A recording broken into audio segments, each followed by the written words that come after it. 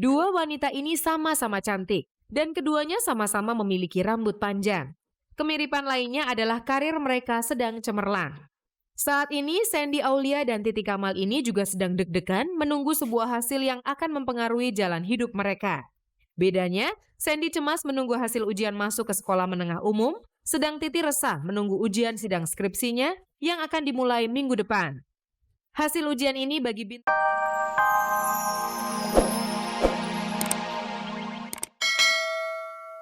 Dua media ibu kota yang mengangkat pengakuan Iis sebagai kekasih gelap Tengku Firman pun menjadi sasaran kemarahannya.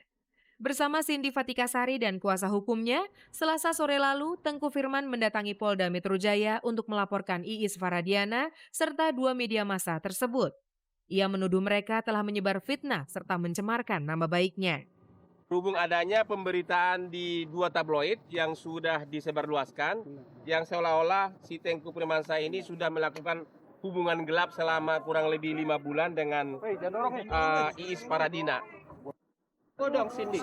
Aku sebenarnya di sini hanya mensupport Firman karena di sini kan Firman yang bersangkutan yang difitnah. Jadi saya tahu berita itu tidak benar dan saya tahu setiap harinya teman saya ini ngapain aja gitu. Jadi kalau misalnya ada orang yang ngarang-ngarang dan media dengan mudah menurunkan berita itu tanpa menghiraukan perasaan kita, ya kita pengen masalah ini dituntaskan sampai selesai. Tapi sempat curiga nggak sih?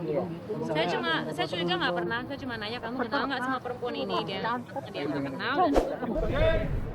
Kalau itu solusi yang terbaik di mata Firman dan sebagai warga negara, ya kita mengikuti. Jalur hukum yang diambil Tengku Firmansyah untuk menyelesaikan persoalan ini, ia janjikan tidak akan berhenti di tengah jalan. Bagi siapapun yang sudah terlanjur menyebar fitnah, menurut Firman harus berani menuai akibatnya. Media yang ada berita kabar seperti ini tanpa bukti-bukti yang jelas mau menurunkan berita seperti ini kan udah ngancurin image keluarga saya gitu, maksudnya ya jangan sampai ini kejadian lagi gitu. Makanya kasusnya mesti selesai dengan benar, nggak bisa cuman dengan ada somasi doang ntar berlarut-larut hilang beritanya. Nggak, kali ini saya mau benar-benar selesai. Setelah acara lamaran yang telah diadakan pada 3 minggu yang lalu, kabarnya Egy Dia Savitri akan menikah dengan seorang laki yang bernama Rino. Rencananya pernikahan tersebut akan diadakan pada tanggal 25 Juni mendatang. Pemirsa, bagaimanakah kebenaran dari berita tersebut? Lagi-lagi kabar seputar pernikahan menyerang pada artis cantik Egy Dia Savitri. Kalau di pertengahan Februari lalu, ia dikabarkan telah melangsungkan pernikahan dengan seorang bintang sinetron bernama Zulfikar. Kali ini ia dikabarkan akan segera melepas masa lajang dengan menerima pinangan kekasihnya yang bernama Dino. 3 minggu sebelumnya, keluarga Egy Dia kabarnya telah menerima lamaran keluarga besar Dino yang datang di rumahnya di kawasan Kelapa II, Depok. Kabar yang terdengar, peristiwa bahagia itu akan digelar pada tanggal 25 Juni nanti. Sayangnya, hingga berita ini diturunkan, Egy Dia tiba-tiba menghilang dan begitu sulit untuk ditemui. Dari seorang tetangga di kawasan kediaman Egy Dia, kami mendapat informasi kalau kabar rencana pernikahan Egy Dia dengan Dino bukanlah isapan jempol belaka.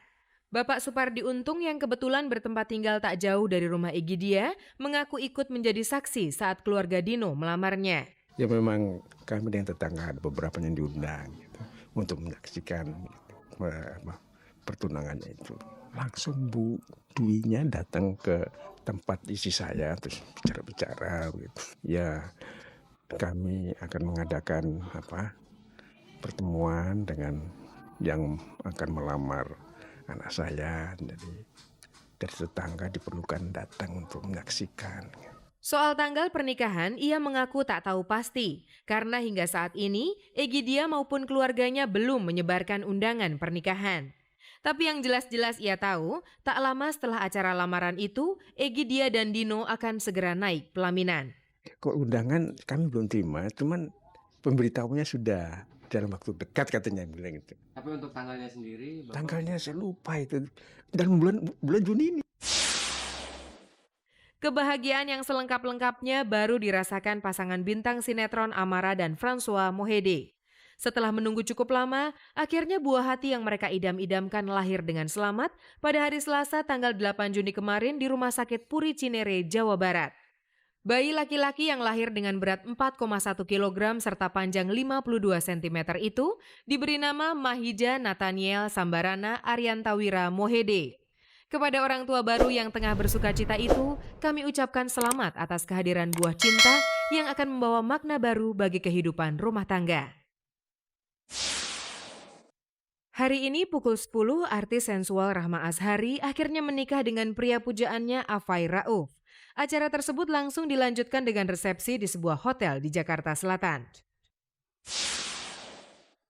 Kesepakatan antara Forum Intelektual Hindu Dharma dengan pihak Musika dan Iwan Fals mengenai cover album Manusia Setengah Dewa telah diselesaikan dengan damai. Disaksikan Dirjen Bimas Hindu Buddha, KMHDI, Prada, penandatanganan naskah perdamaian dilaksanakan pada 9 Juni pukul 17.30 di studio Musika.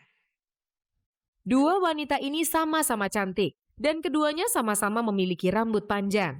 Kemiripan lainnya adalah karir mereka sedang cemerlang. Saat ini Sandy Aulia dan Titi Kamal ini juga sedang deg-degan menunggu sebuah hasil yang akan mempengaruhi jalan hidup mereka. Bedanya, Sandy cemas menunggu hasil ujian masuk ke sekolah menengah umum, sedang Titi resah menunggu ujian sidang skripsinya yang akan dimulai minggu depan. Hasil ujian ini bagi bintang utama film Eiffel I'm in Love ini akan dijadikan sebagai hadiah ulang tahun Sweet Seventeen-nya. Hasil ujian saya belum tahu hasil ujiannya, tapi memang saya udah berusaha, kita lihat aja nanti. Ya, yang pasti kalau ditanya hadiah Seventeen kamu yang paling berharga, saya pengen lulus, itu aja. Nggak mau yang lain-lain. Lulus buat saya sesuatu yang wow. Deg-degan, ngeri, dari awal mengerjakan udah ngeri salah, ngeri ada hambatan-hambatan yang terjadi ya kayak yang udah pernah aku lewatin, misalnya printernya ngadat, terus misalnya udah bener, udah semuanya udah fix, totonya harus ada yang dihapus, ada yang direvisi segala macam, jadi capek gitu. Terus harus bolak-balik sementara Titi ada jadwal syuting yang padat gitu, jadi stresnya tuh pembagian waktu aja gitu. Jerih payah demi sebuah status ini juga mereka berdua rasakan. Sandangan artis seolah lepas dari tubuh mereka. Baik Titi dan Sandy tetap berjalan sesuai proses. Hasilnya mereka mendapat sebuah pengalaman yang sangat berharga. Demi hasil yang terbaik pun mereka juga rela menjauhkan jadwal syuting yang juga merupakan bagian dari hidup mereka. Persiapannya aku les yang pelajaran yang buat aku susah. Hampir seminggu penuh aku les, tiada hari tanpa les. Itu aja. Terus apalagi ya, aku coba untuk sering-sering berdoa. Bukan yang nggak ulangan aku nggak berdoa ya, tapi lebih sering mendekatkan diri pada Tuhan, karena benar-benar lulus tahun ini tuh benar-benar agak susah.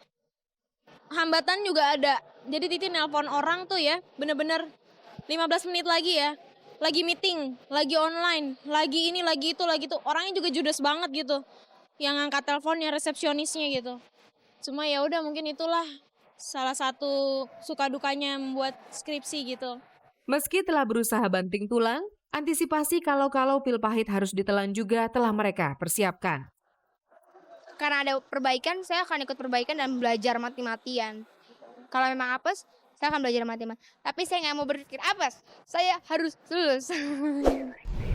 Tapi ngerinya lagi nanti nih begitu dikumpulin, ngerinya pas sidang gitu. Misalnya udah dihafalin, karena nervous, A, I, U, E, O, kamu dapat D, ulang lagi. Nggak mau, stres banget pokoknya. Pemirsa, beberapa waktu lalu kami telah menampilkan wawancara dengan Yose Purnomo, sutradara film layar lebar berjudul Tak Biasa yang dibintangi oleh Duta Sheila on Seven serta Melanie Putri, mantan Putri Indonesia. Untuk mengupas sisi lain di balik pembuatan film bertema percintaan remaja itu, sore ini kami kembali menampilkan dua pemeran utama lainnya, yaitu Melanie Putri serta Mia Kusuma.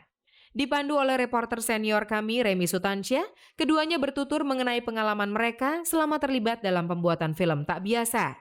Berikut wawancaranya. Selamat sore, kabar-kabari sekarang kedatangan tamunya Tak Biasa. Yang pertama Mia Kusuma, terus Melanie Putri ya. Dua orang ini akan sangat terkenal nanti, walaupun mereka sekarang udah terkenal, lewat film Tak Biasa. Selamat sore. Sore. Bintang film ya? Udah. Bukan presenter apa tau. Kamu di dalam film Tak Biasa jadi orang yang salah satu yang ditembak sama Duto ya, sama Abi ya, sama Abi.